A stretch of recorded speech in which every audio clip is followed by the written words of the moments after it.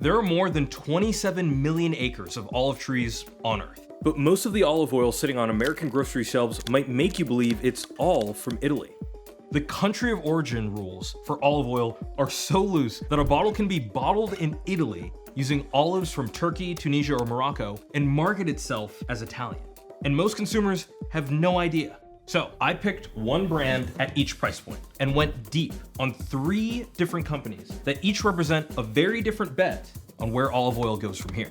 And what I found is that the price difference between these has almost nothing to do with what's inside and everything to do with decisions made before the olive ever became oil. I want you to look closely at this video. In Spain, some growers are uprooting entire olive groves and shipping them to places like Qatar and Japan, where they become ornamental plants in hotel lobbies and private gardens. Not because they stop bearing fruit, but because they no longer compete on price. The newer groves produce oil at a fraction of the cost. That's the first cost driver in olive oil, the type of grove. There's traditional, like what you just saw, where trees are planted pretty far apart, roughly 50 trees per acre. Then there's intensive, where trees are even closer together. And finally, super intensive, with trees even closer than that. It might seem obvious that planting as many trees as possible would be the way to go, but there's a lot more that goes into this decision than you might think.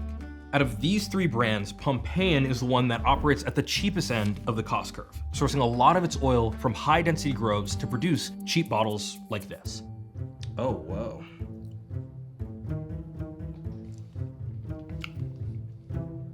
All right, thank you very much, Pompeian. Moving on. High-density groves are also high maintenance. For one, they're costly to set up just for the sheer number of trees required. They need more water and more feed, and the trees have to be pruned to hedge height, short enough that this specific harvesting machine can straddle the entire row and strip the olives straight into a truck as it moves through. But once they get going, high-density groves pay back their initial investment in half the time of low-density groves. Just to put it into perspective, high-density groves represent just 3% of olive growing land worldwide, but their yield supplies 36% of global olive oil. It's an efficient machine. The question is what they're giving away to get there. Cobram Estate extra virgin olive oil's price lands at the middle, around $13 for a 500 milliliter equivalent. Their grove choice is a deliberate cost trade-off. In the US, they developed one of the largest medium-density olive groves in the world, with roughly 200 trees per acre. On paper, that's less efficient than high density because fewer trees equals lower yield per acre. But Cobram made an intentional choice not to go high density in the US. Their operations manager has said that high-density systems limit the number of varieties they can grow. Oh wow. It almost has the aftertaste of like cantaloupe, like very fresh tasting. Normally, harvesting olives from medium density groves would be less efficient than high density. Look at these teams of people with umbrella harvesting versus the high intensity U-shaped machines. But Cobram didn't accept this reality. They engineered around it. Cobram co-developed their own harvesting machines. They designed their grove rows wide enough for the machines to straddle each tree, then comb the olives off the branches. The same technology that makes high-density farming so efficient, now brought to a grove type that wasn't originally designed for it. And because they harvest 12 different varieties, they can sell a mild, classic, and robust flavor range of non-blended oils for a higher retail price. Finally, we have the most expensive bottle. Graza's 500 milliliter extra virgin olive oil retails for $17.98. And it sources exclusively from those traditional or low density groves. You're supposed to do it in a wine glass, but I don't have 4 wine glasses. So that's the drizzle. Herbaceous, it's very grassy. Not in a bad way though. Low density groves produce an average of 2,000 to 3,000 kilograms per acre of olives. That's about half of high density harvests. In low density groves, harvesting is typically done by hand by a team of 8 to 12 people. This increase a lot the production costs. Imagine the kind of trees are, the shape of the trees very irregular. That's Antonio Puentes Campos, a Spanish agricultural engineer who manages a grove that's won multiple awards for olive oil. Also, the system of the plantation is sometimes is very irregular. There is no order, and in the way to work is very difficult. You have to move a lot of machinery to go one place to another place. So instead of the high-density harvesters or Cobram's bespoke machines, teams in these low-density groves use old-school tech. Sticks. My dog has been chewing on this for weeks. Sometimes motorized, sometimes just a wooden stick, to shake the branches until the olives fall onto nets spread across the ground. Then they put them in buckets and onto a trailer. For this kind of grove, the production cost can be 3 to 10 times more expensive than medium and high-density groves, which partially explains why a bottle of Graza can be sold at a higher price. Naturally, you might wonder, is all this extra work and cost worth it? Does this traditional low-density grove yield better oil than medium or high-density groves? Well, the answer is subjective, but if you ask an expert, the answer is no. I'm official olive oil taster, and if you give me like 2 oils, same variety, same region, same olive oil factory, same date of harvesting, it's like very, very difficult to identify. I think that I couldn't identify. The end product is nearly identical. Antonio says olive grove farmers might choose to keep traditional groves because they inherited them from their great-grandparents, or because they want to preserve their region's culture. But when a company chooses to source from these more expensive groves, it's because they're pinning their brand's value on the exclusivity of being from a low-density grove, which takes us into the next category, sourcing method. Our 3 brands represent 3 distinct approaches to sourcing oil.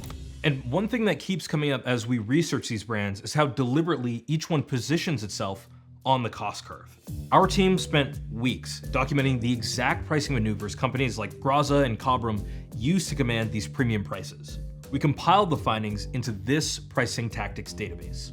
It breaks down over 30 specific moves companies use, like the ones we keep seeing in this video: cost-based pricing, value differentiation, tiered products. It's free and honestly pretty useful if you're building or rethinking how you price your own products, or want to understand the costs behind what you're buying. Links in the description, or you can scan this QR code to grab the database for free. Let me ask you something. Where do you think Pompeian's oil comes from? Maybe you associate the name with Pompeii, Italy, and you assume they're selling Italian oil. Wrong. An Italian founded Pompeian in 1906, sold it to an American entrepreneur in 1920, and 100 years later, most of its olives are sourced from Spain. See, Spain offers some structural cost advantages that Italy doesn't have. Its huge olive oil cooperative, De Coupe, produces vast quantities of olives for cheap, including 50 to 70% of Pompeian's oil. They do this with higher yielding trees on cheaper land with less expensive harvesting methods. That expensive oil joins oil from 10 other countries, which is mixed together and bottled at Pompeian's headquarters in Baltimore. Its sourcing method is optimized for flexibility and cost. Pompeian doesn't have to worry about harvest quality because it blends the oils in post-production to get the flavor profile it wants. But that Italian name, well, it'll never go anywhere, since that gives the brand a premium perception. This particular bottle actually says that it's from Tunisia, TN, on the back, and so definitely not exactly Italian. Cobram's model is the opposite. Cobram owns everything: nurseries, groves, mills, bottling facilities, storage, research labs. There's no middleman at any point in the process, and this is rare in the olive oil world. Cobram's grove type and harvest method make producing oil more expensive than Pompeian, but this kind of vertical integration eliminates supplier margins, reduces transport costs, and maximizes yield efficiency, allowing Cobram to charge a lower price for its oil than premium brands like Graza. You see, Graza owns nothing in the supply chain. No groves, no mills, no bottling facilities. Graza is a brand and a buyer. What they control is the specification: which farms, which harvest timing, which quality standards. Graza's founder told CNBC that they source from over 150 independent traditional farms in Jaén, Spain, the same region that supplies much of the world's olive oil, including Pompeian's. But where Pompeian buys bulk oil from its cooperative, blending millions of kilos from thousands of farms, Graza buys single farm lots. While Graza admits they sometimes source from outside Jaén, its drizzle variety likely contains oil from just one grove. The entire process, pressing, bottling, labeling, happens in Spain before the product ever crosses the Atlantic. That choice has real cost implications. Shipping finished bottles is more expensive per unit than shipping bulk oil. There's no flexibility to substitute a cheaper source if one farm underperforms. The single origin constraint means Graza absorbs supply variability that a blending model would average away. But Graza's decision to build the business like this has a deeper meaning. Its founder, Andrew Benin, told CNBC that Spain had something Americans weren't getting access to: strong, premium quality olive oil. He chose the Picual olive for the flavor, and because it's a variety robust enough to survive a transatlantic container journey without degrading. The name Graza is short for Grazalema, the first village he stopped at on his tour. That's not trivia. It signals the origin story is the product. And when your product is a place, you can't swap in a cheaper alternative when harvests are bad. The single origin constraint isn't a cost Graza tolerates, it's the thing they're charging you for.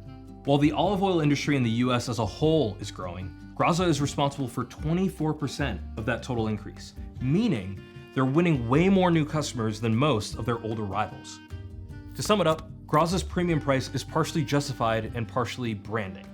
Their signature squeeze bottle has made the product more approachable compared to its glass counterparts on the market, and that's helped distinguish it among a highly saturated market.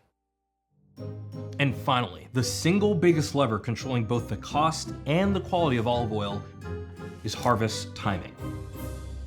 The oil that comes out of each of these harvest times is completely different. And as with everything else in the story, there are trade-offs depending on when, during this ripening process, a company chooses to harvest. Because one of these olives actually creates an oil that is unfit for human consumption.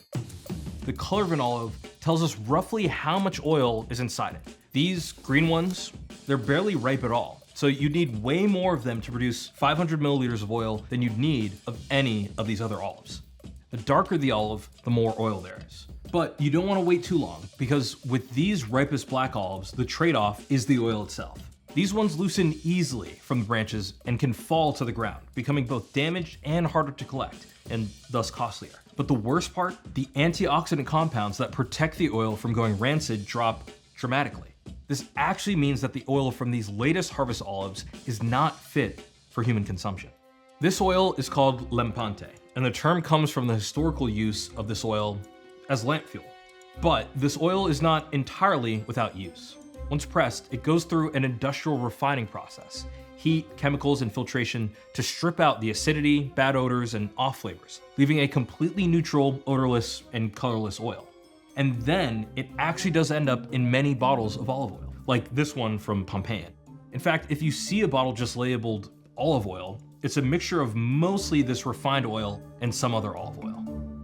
On the other hand, Cobram and Graza, which retail for $6 to $11 more, harvest their olives way earlier. This means that they need 2 to 3 times the quantity of olives to produce the same volume of oil. And they have to do it fast, since the window of early harvest olives is narrow, just 2 to 3 weeks. So why do it? 2 reasons, both of which directly affect how a brand prices its products. The first is because earlier harvest allows companies to hit a sweet spot between oil quantity and quality. Green olives have more polyphenols. They're powerful antioxidants that protect the oil from going rancid, and they decline as the olives ripen and get darker. And beyond just health and shelf benefits, companies want to time polyphenol levels perfectly to produce the flavors that serious olive oil buyers pay for. Intensely grassy, peppery, herbaceous, with a distinctive catch at the back of the throat. The stronger these are, the higher the price they can command. Oh, whoa. The most pleasant one was definitely Cobram. Least pleasant, Pompeian. I'm sorry, Pompeian. And then these two, I think, have like kind of a different herbaceous versus tangy profile to them. A quick way to see how harvest timing affects price is Graza's own 2-product lineup. Graza Drizzle, the one we've been talking about, $17.98 at Walmart, is an early harvest oil and takes around 11 kilograms, roughly 5,000 olives, to produce a single liter. Graza Sizzle is a mid-harvest oil and only needs about 6 kilograms for the same liter. It's milder in flavor and costs $10.47. Same brand, same groves, just different harvest windows. That's a $7 difference explained almost entirely by how many olives it takes to fill the bottle. The harvest method tells us what it costs to pick the olive. The sourcing method tells us where the company is cutting or increasing production costs. And the harvest timing tells us how much companies can charge for the oil, based on the oil yield and flavor profile. The price on the label is never just about what's inside. It's about every decision made before the olive ever became oil.